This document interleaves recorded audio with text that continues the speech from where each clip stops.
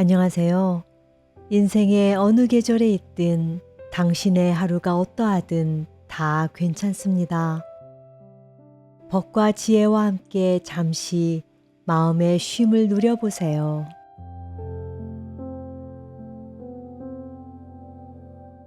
자식에게 이런 말 한 번쯤 해보셨지요? 엄마는 괜찮아. 너만 잘 살면 된다.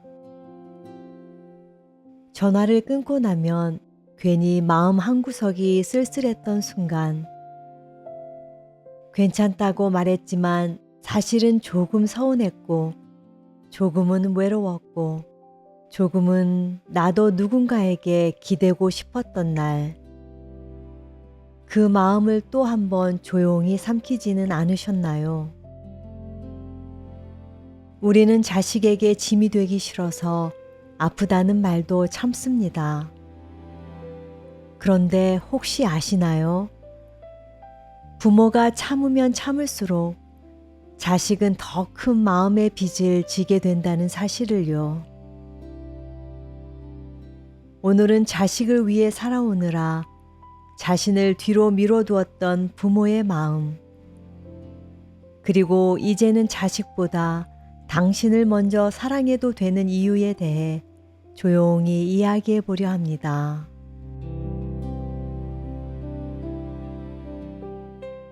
정자 씨 이야기. 정자 씨는 72입니다. 정자 씨의 하루는 새벽에 시작됩니다. 딸네 집으로 갑니다. 손주 둘을 돌보기 위해서입니다. 엄마, 오셨어요?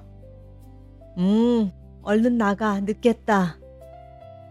딸이 급히 출근합니다. 정자 씨는 손주들에게 밥을 먹입니다. 어린이집에 데려다 줍니다.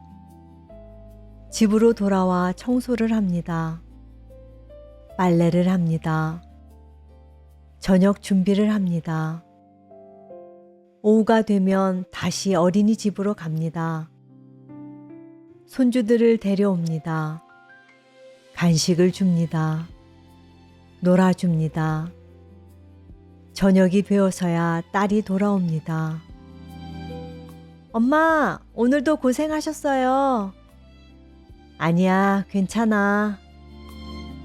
정자 씨는 집으로 돌아옵니다. 무릎이 아픕니다. 손가락 마디마디가 퉁퉁 붓습니다. 소파에 앉아 무릎을 주무릅니다. 에휴, 내일도 또 가야 하는데. 정자 씨는 한숨을 쉽니다. 하지만 딸이 말했습니다. 엄마 없으면 나 직장 못 다녀. 그 말을 들을 때마다 못하겠다는 소리를 할 수 없었습니다. 내 몸 부서지는 것보다 자식 일자리 잃는 게 더 무서웠습니다. 그러던 어느 날, 정자 씨는 어린이집에서 손주를 데려오다가 갑자기 어지러웠습니다. 그대로 주저앉았습니다. 할머니! 손주가 놀라서 소리쳤습니다. 지나가던 사람이 119를 불렀습니다. 병원에 실려갔습니다. 과로였습니다. 딸이 급히 달려왔습니다. 엄마, 괜찮으세요? 딸이 울먹였습니다. 정자 씨는 딸의 얼굴을 봤습니다. 눈물을 흘리는 딸. 문득 깨달았습니다. 내가 무너지면 내 딸의 세상도 무너지는구나.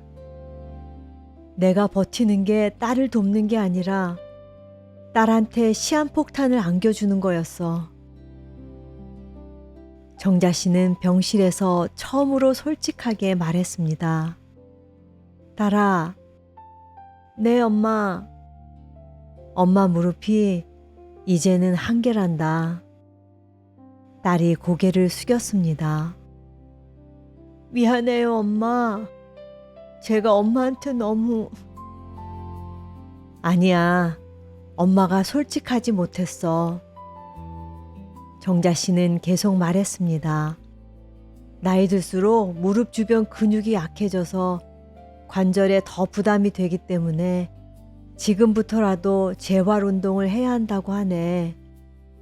나는 너만 잘 살면 된다고 생각했는데 내가 건강하게 오래 내 곁에 있어주는 게 당장 애들 봐주는 것보다 더 큰 선물이라는 걸 이제 알겠어. 나도 이제 내 몸 좀 아껴보련다. 처음엔 미안함에 목이 메었습니다. 하지만 오히려 딸이 안도했습니다. 엄마, 제가 도움이 구할게요. 엄마는 이제 엄마 몸 좀 챙기세요. 정자 씨는 이제 손주가 아닌 자신의 무릎을 먼저 만집니다. 내가 건강해야 딸도 마음 편하다는 걸 이제야 알았습니다. 명수 씨 이야기. 명수 씨는 70입니다. 명수 씨에겐 아들이 하나 있습니다. 40이 넘었지만 아직 자리를 잡지 못했습니다. 사업도 몇 번 실패했고 직장도 오래 다니지 못했습니다. 명수 씨는 매달 연금에서 아들 몫을 떼어냅니다. 남들 자식은 집 샀다, 승진했다 자랑할 때 명수 씨는 고개를 숙였습니다.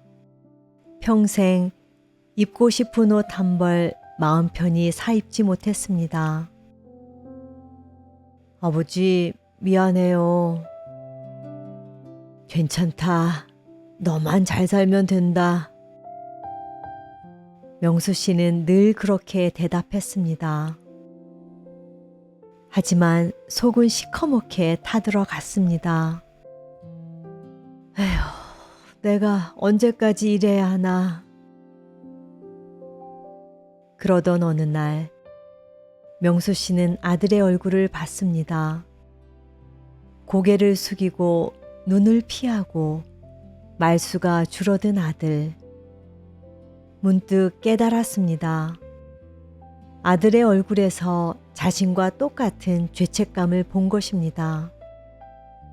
부모가 고생하는 걸 보며 자식 마음도 함께 무너지고 있었던 것입니다. 명수 씨는 큰 결심을 했습니다. 다음 달부터 아들에게 주던 돈을 줄이기로 했습니다. 아들아, 나는 이제 내가 혼자서도 충분히 잘 해낼 수 있는 사람이라는 걸 믿기로 했다. 그리고 나도 나이가 들어서 건강도 챙겨야 할 것 같고 미안하지만 다음 달부터는 조금만 보내마. 아들이 놀랐습니다. 아버지, 죄송해요. 미안해하지 마. 아버지도 이제 내 몸 좀 챙겨야겠다.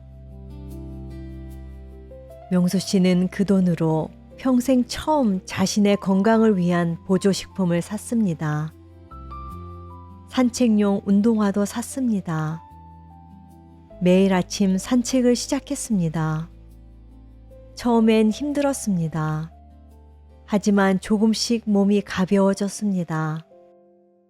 신기하게도 아들을 향한 원망도 사라졌습니다. 내가 당당해지고 건강해지니 마음이 편해졌습니다. 몇 달 후 아들이 찾아왔습니다. 아버지, 저 이번에 취직했어요. 정말? 네. 아버지가 활기차게 다니시는 모습 보면서 저도 이제 제 힘으로 일어서야겠다고 생각했어요. 아들의 눈빛이 달라졌습니다. 명수 씨는 깨달았습니다. 아들 짐을 내가 대신 짊어지는 게 사랑이 아니라 아버지가 먼저 건강하게 사는 모습이 아들한테 가장 큰 힘이 된다는 걸.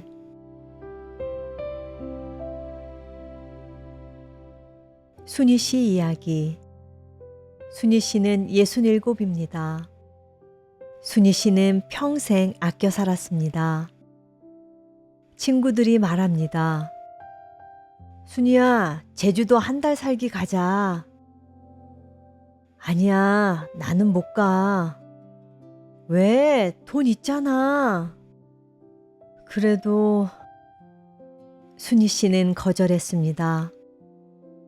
사실 돈은 있었습니다. 노후 자금으로 모아둔 돈. 하지만 쓸 수가 없었습니다. 혹시 아들 사업이 힘들면 어떡해. 딸의 전셋값 올라가면 보태줘야지. 순희 씨는 그 돈을 자식들의 비상금이라고 생각했습니다. 백화점에 갔습니다. 예쁜 코트가 있었습니다. 입어봤습니다. 잘 어울렸습니다. 가격표를 봤습니다. 손이 떨렸습니다.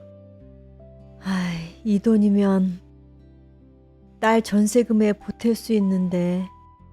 코트를 내려놓았습니다. 집으로 돌아왔습니다.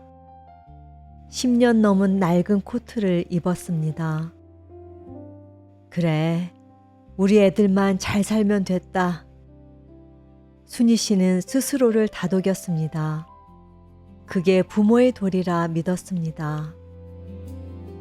그러던 어느 날 아들 집에 갔습니다. 아들 며느리가 새 가방을 들고 있었습니다. 명품 가방이었습니다. 아가, 가방 새로 샀구나. 네, 어머니. 좋아하는 브랜드가 세일해서 샀어요. 거실에는 여행 사진이 걸려 있었습니다. 너희 또 여행 다녀왔니? 네, 일본 다녀왔어요. 다음 달에는 태국 가요. 순희 씨는 놀랐습니다. 1년에 몇 번씩 해외여행을 다니고 있었습니다. 아들이 말했습니다. 엄마, 요즘 누가 그렇게 아끼고 살아요? 엄마도 인생 좀 즐겨요. 아무렇지 않게 던진 말. 하지만 순희 씨는 가슴 한구석이 뻥 뚫린 기분이었습니다. 집으로 돌아오는 길, 순희 씨는 생각했습니다.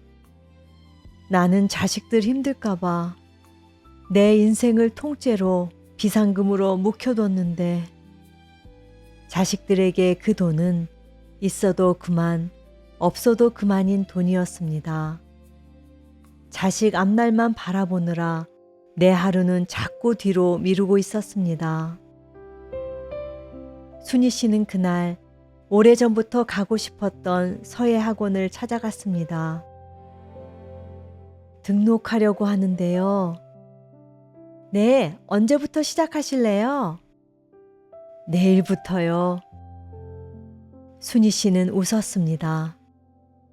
집으로 돌아와 아들에게 전화했습니다.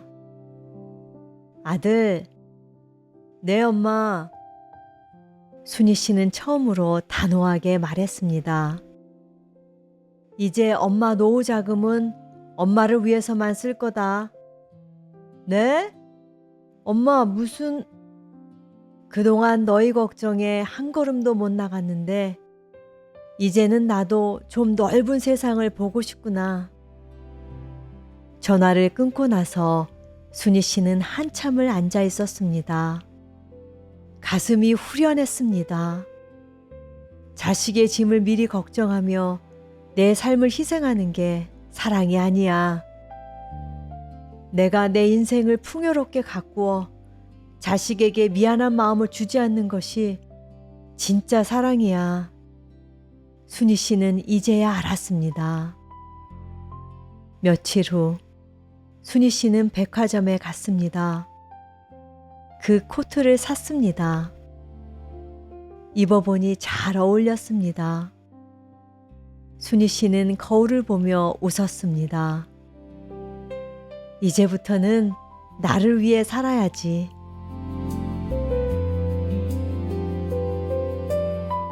들으셨나요? 오늘 우리는 손주 돌보느라 무릎이 망가지던 정자 씨를 만났고 아들 생활비 보태느라 자신을 잃어가던 명수 씨를 보았습니다. 그리고 자식 걱정에 노후 자금을 비상금으로 묵혀뒀던 순희 씨의 이야기도 들었습니다. 혹시 지금 이 이야기를 듣고 계신 당신도 평생 자식을 위해 살아오셨나요? 너만 잘 살면 된다. 너희만 행복하면 된다. 그렇게 말해오셨나요? 하지만 솔직히 물어보고 싶습니다. 정말 괜찮으신가요? 정말로 당신은 행복하신가요? 아니라면 이제는 솔직해져도 됩니다. 너만 잘 살면 된다는 거짓말입니다. 사실은 당신도 아프고, 사실은 당신도 쉬고 싶고, 사실은 당신도 여행 가고 싶고, 사실은 당신도 예쁜 옷 입고 싶습니다. 그 마음 솔직하게 인정하세요. 이제는 자식보다 당신을 더 사랑해도 됩니다. 당신을 돌보는 것이 자식을 위하는 길입니다. 당신이 건강해야 자식들이 마음 편합니다. 당신이 당당해야 자식들도 당당해집니다. 당신이 행복해야 자식들도 안심합니다. 자식의 미래를 걱정하며 오늘의 나를 포기하지 마세요. 자식들에게 그 걱정은 있어도 그만, 없어도 그만인 걱정입니다. 오히려 부모가 초라하게 사는 모습이 자식에게 더 큰 짐이 됩니다. 이번 주에 딱 한 번만이라도 자신을 위한 작은 사치를 부려보시면 어떨까요? 오래전부터 가고 싶었던 곳, 사고 싶었던 것, 배우고 싶었던 것, 죄책감이 들어도 괜찮습니다. 그것은 사치가 아니라 당신이 마땅히 누려야 할 권리입니다. 당신의 노후 자금은 더 이상 자식의 비상금이 아닙니다. 당신의 행복한 오늘을 위한 돈입니다.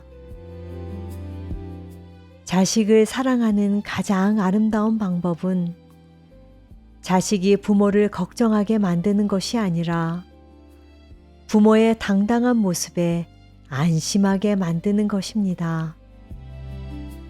당신이 웃어야 자식도 마음 편히 웃을 수 있습니다. 지금의 당신 모습 그대로도 이미 충분합니다.